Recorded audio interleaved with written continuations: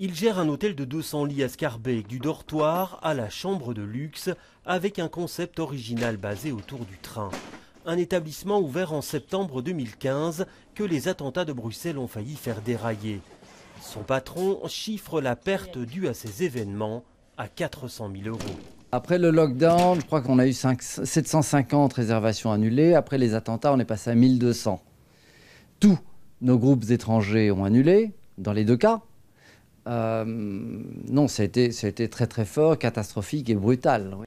L'Horeca fortement impacté par les attentats, les chiffres du SPF Économie le montrent.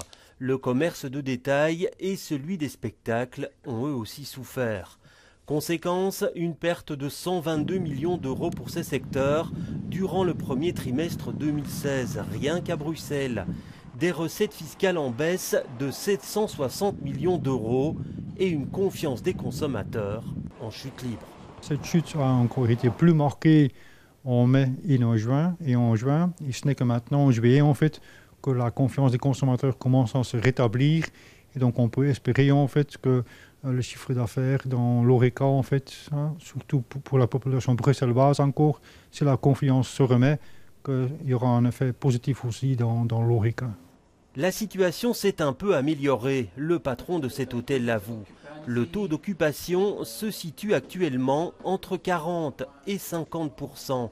Mais faire tourner l'hôtel reste compliqué.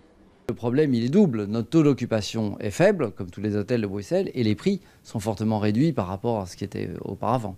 Il mise sur l'originalité de son concept pour attirer des touristes.